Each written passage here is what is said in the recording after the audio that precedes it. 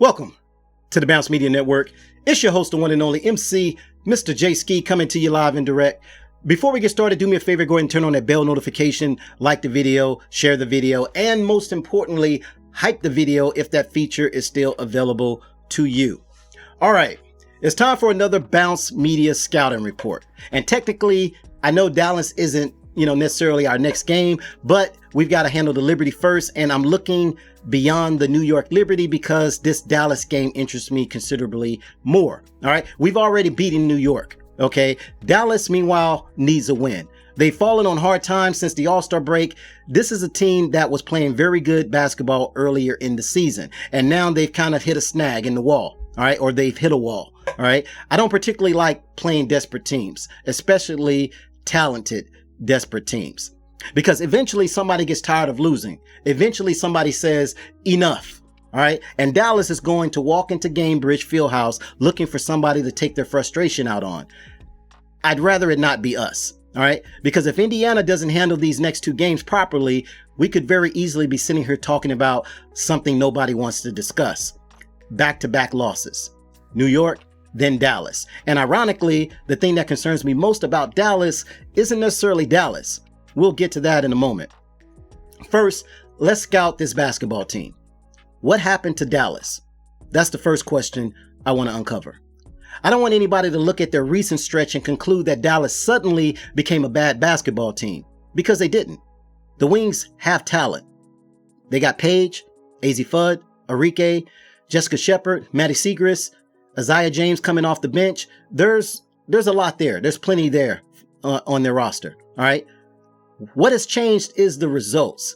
Dallas has stumbled badly since the All-Star break. So that's the first thing Indiana needs to understand. You're not playing the Dallas Wings record. You're playing a talented team that's trying desperately to rediscover what was working earlier for them this season. There is something to add regarding AZ Fudd here. She began the season coming off the bench. Dallas eventually moved her into the starting lineup, and that move itself wasn't the beginning of the collapse. In fact, Dallas had considerable success with Fudd starting before this recent downturn. More recently, however, her availability has been disrupted. That's something we need to watch going into Friday, because Dallas looks different depending upon which guards are available and how they're deployed. Which brings me to the perimeter. Let's start with Paige. And I want to clean something up from how people sometimes describe Paige. Paige is not necessarily some old school pass first pure point guard. She's what you call a combo guard. She can organize the offense. She can facilitate. She can absolutely get her own buckets. Paige buckets, right? That makes her dangerous. And that's why the Paige versus Caitlin matchup interests me most. Not because I'm interested in another internet argument about Paige Beckers versus Caitlin Clark. Who scored more, who shot better, who won the individual matchup. I don't care about any of that. I'm scouting who's controlling the basketball game for their team. Which player dictates where everybody else gets their opportunities? Which player manipulates the defense? All right. Which player controls the tempo? Which player recognizes the coverage first? That's the point guard battle I'm interested in. And for Indiana, my answer is incredibly simple. Caitlin Clark needs to have the basketball. Dallas has enough perimeter firepower that Indiana cannot afford to waste possessions trying to manufacture offense through three different people. And you know who I'm talking about. Let Caitlin diagnose them. If Dallas drops, attack it. If they switch, find the mismatch. If they blitz, move the basketball and punish the 4-on-3. If they start picking Caitlin up 30 feet, good. I don't have a problem with that. That's one defender who's already been pulled halfway to Terre Haute by now. All right. Use the space. That's basketball. Then you've got AZ. Different assignment, different player, different problem. If AZ is healthy and back in that starting lineup, Kelsey Mitchell versus AZ Fudd is the much cleaner matchup, in my opinion.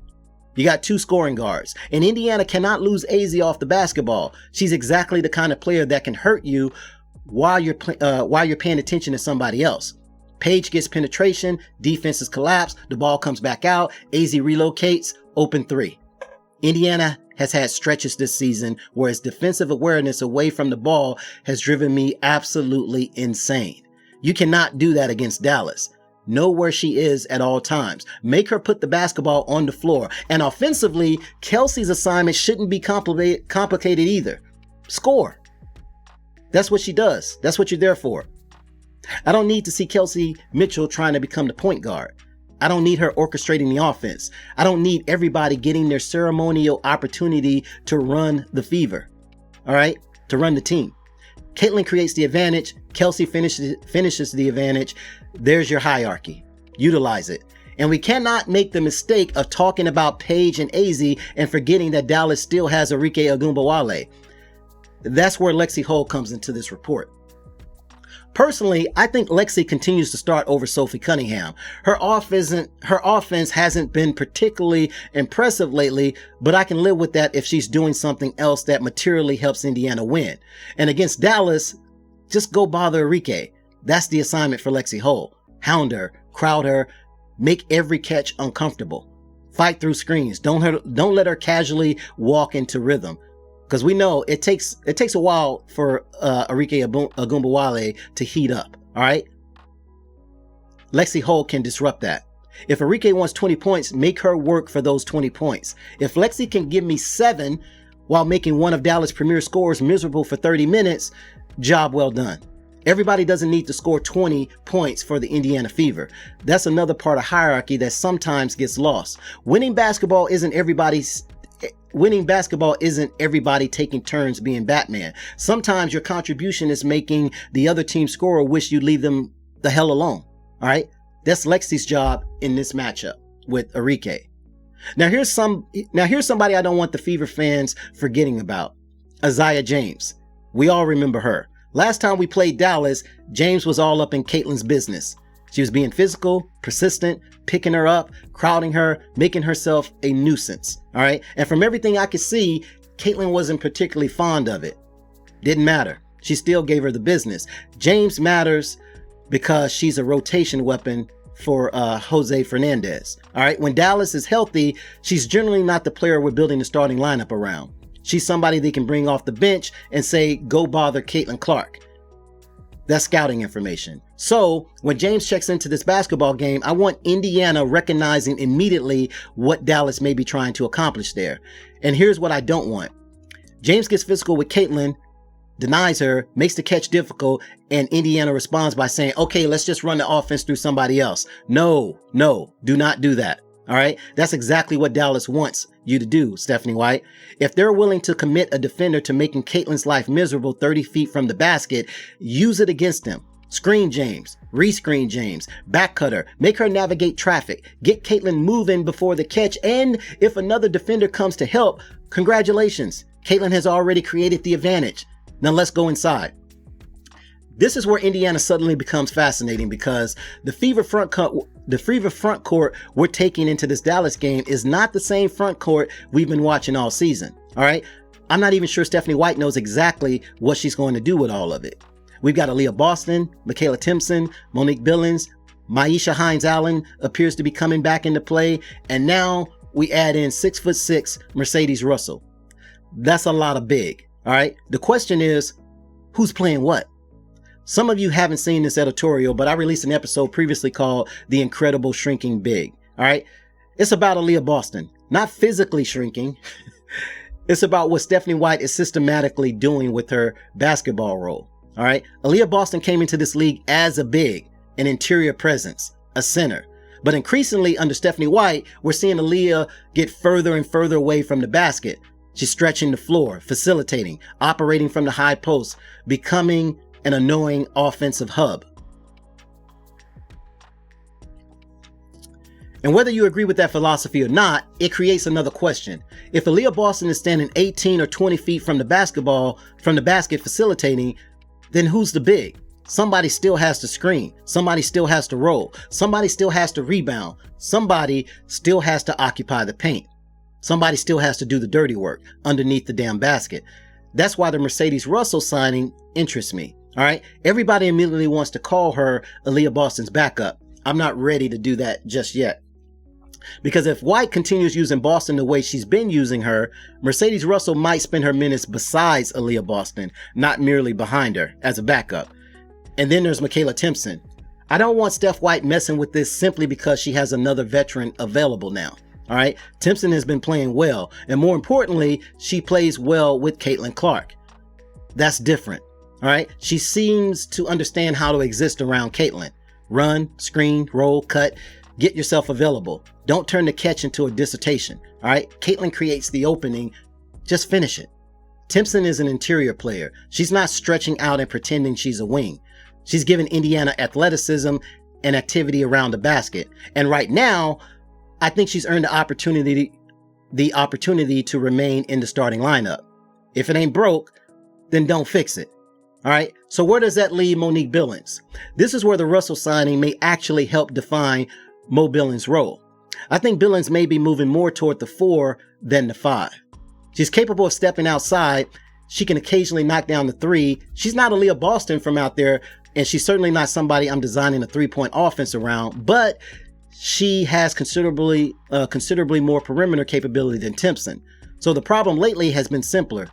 Make the bunny. She's been getting opportunities around the basket and not finishing them efficiently enough, all right, for the Fever. All right, that's where Timpson has started making a case for herself. So if I'm White, I don't automatically give Billings her starting position back.